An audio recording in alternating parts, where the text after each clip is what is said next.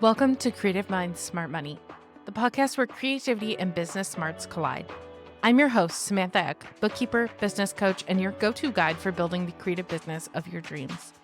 Whether it's mastering your money, streamlining your systems, or growing your business, I'm here to share insights that empower you to thrive. Plus, I'll be bringing in industry experts to dive into all aspects of entrepreneurship, so you can turn your passion into profit without losing your creative spark. Let's get started. You're listening to the Creative Minds Smart Money podcast. And today we're talking all about subscription overload. If you've ever seen those Rocket Money commercials, you know exactly what I'm talking about, where they talk about, hey, do you know how much money you're actually spending every month? And this episode is all about those tricky subscriptions that we sometimes forget to have. Those $10, $20, $50 subscriptions that add up, and if we're not careful, quickly drain our business budget. As creative entrepreneurs, we obviously love shiny tools and software. We often have what we call shiny penny syndrome, where we want to look at new things, whether that's Canva, QuickBooks, Dropbox, all these new AI tools, you name it. But the truth of the matter is, are these subscriptions actually helping, or are they just sneaky monthly expenses? Let's dig into the truth and figure out how to keep the budget in check, but also find subscriptions that are super valuable. I've never personally paid for a subscription that I didn't want to keep active. I have always reviewed my subscriptions every month, and I use a budgeting tool called YNAB where I put in all my subscriptions and make sure they come out every month and make sure they're covered because it's very important to me to see everything like that. But I completely understand that not everybody is like me. And there have been times where I have seen people have double the Adobe subscription and not realize they were paying for two of them because they have multiple company emails. So, monthly fees can often feel harmless, but in the long run, they can snowball into something bigger. A lot of the times, when you're not tracking these expenses or are aware of what you have for subscriptions, can become really overwhelming. It can go from $100 a month to $300 a month to $500 a month because you think that $20 isn't that much, but the more you subscribe to something, the more it becomes just a lot. On average, businesses spend about $500 to $1,000 on subscriptions every single year. And it depends on the business, but a lot of that is software that is either a yearly or a monthly subscription. And we just don't realize that maybe we didn't cancel it, maybe we're not using it. So, oftentimes, even with my own clients, what we do is we do a end of the year strategy call. We review their subscriptions and we say, hey, is this still something you want to be using? And it doesn't just have to be software, it can also be things like insurance or even, a subscription to a cleaner for your house, things like that. It can be personal things too that you need to think of, especially if you are a solopreneur. This doesn't just apply to your business, it also applies to your personal life. But let's get into the context of what we're talking about here with businesses. So, how do we identify subscription overload? A lot of creative business tools that are common are things like design softwares, CRMs, storage platforms, different software like that, things that we really need to build up our business, even project management systems. So, we could have a photographer paying for Lightroom, Photoshop, and Canva when one of them could do most of the job.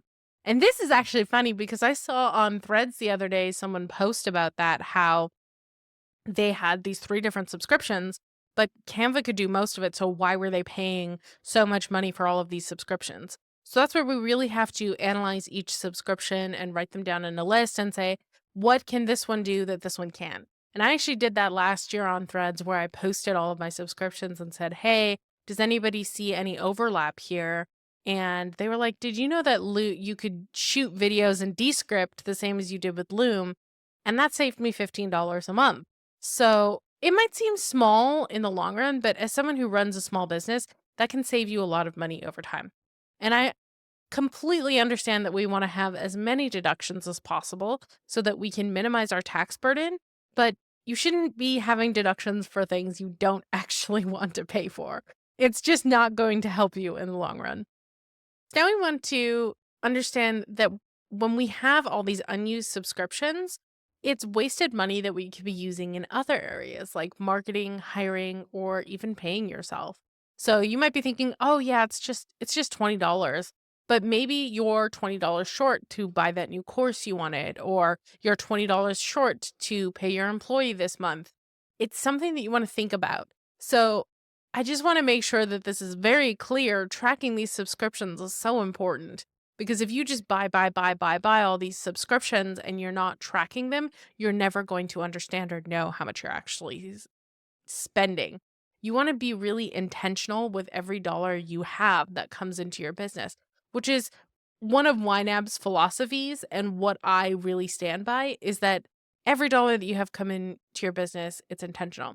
So, just to explain a little bit of my personal side of things when we're talking about YNAB, at the beginning of the month, I get all of my retainers in. And what I'll do is I'll parse all of that out. So I'll make sure my subscriptions are covered. I make sure everybody is paid, including my subcontractors, my independent contractors, everybody like that, to make sure that I'm being intentional with every dollar that comes into my business.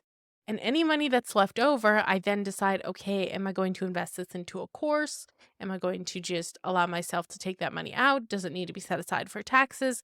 All that kind of stuff so that I can understand that there is a purpose behind every dollar and there's not just money floating around. It's not meant to be restrictive, it's meant to show you that every dollar has some sort of value. Once we've kind of identified that we might have this problem with these subscriptions, we know that we might have a subscription overload, and we know that we might be overpaying on some of these subscriptions, what we really want to do is perform a subscription audit. So if you've never tracked these expenses and you're not sure what they are, the first thing you want to do is review all of your current subscriptions.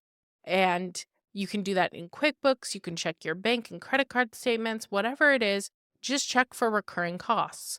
Look at what recurs every month, especially if you have so many that you've just forgotten some of them. And then you want to look at the redundancies or tools that you're using and make sure that none of them have some sort of overlap. Of course, you can feel free to ask threads like I did. You can ask a bookkeeper, you can ask your OBM, whoever it is, to kind of say, hey, do you know if some of these are overlapping, if I really need these? And then you can categorize them to must have, nice to have, and probably don't need this. I'm going to cancel it right now. Obviously, a manual spreadsheet is the best way to track these. You can also do it in CRM software or in software like ClickUp, Notion, things like that. I have mine in, like I said, YNAB, so I don't really track them in ClickUp because I already know when the subscriptions are coming out and I know the date that I need to have the money by. There are ways to obviously save money on some of these subscriptions, especially if the tools are essential. So let's talk about how we can do that. One of the things you might want to do is consider yearly billing for some of these subscriptions just to save a little bit, especially if you can afford it. If you're looking at your subscriptions and you're seeing that you can save $120 by switching to a yearly Canvas subscription, it might be worth it for you to make sure that you have enough money set aside by the time your subscription renews so that you can set up a yearly subscription. The other thing to do is test out free trials before committing. There are free trials for a reason, and a lot of these softwares nowadays offer those free trials for 7, 14, sometimes even 30 days. Take the time to test it out and then put on your calendar the day before it's set to expire.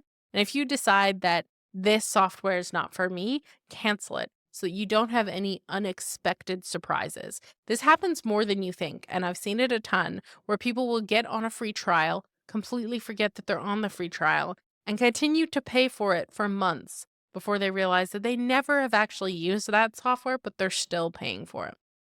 And then the third thing to do is always reevaluate when you have slow seasons because obviously every dollar counts during the slow period while you're waiting for clients to come in or you need that money to stay pretty stable. So, analyzing what's coming out of your bank during these really slow seasons can help you to identify some of these subscriptions that you might not need anymore. So, what did we learn from this whole little mini episode? The first thing you're going to want to do is audit your subscriptions this week. Check your expenses and cancel anything that you haven't used within the past 3 months. And I'm serious, anything you haven't used. So if it's sitting there and you're paying for it and you're like, I'm never going to use this, cancel it, get it out of your bank account so that you can save that money. Consolidate where you can. If you find tools that have overlapping abilities or are doing double duty, cancel them so that you can save on those costs as well. And then set a calendar reminder to review your subscriptions quarterly so you can stay on top of things. And it doesn't have to be a calendar reminder. Again, if you're using a software like Notion or ClickUp or Airtable, whatever it is, set that reminder and make sure that you're checking in on them. Subscriptions are kind of like coffee. It's easy to have too much and not realize the cost until it's too late. So a little effort up front can save you a lot of money down the line. Remember that every dollar you save is money that you can reinvest into your creative business. A leaner budget just means more freedom to focus on what really matters. If you love this episode, subscribe for more money-saving tips for creatives. And if you know someone that could use this episode, make sure to share it with them so that they can check it out too. Otherwise, I hope you guys have another fantastic week, and we'll see you next week. Farewell, fellow travelers.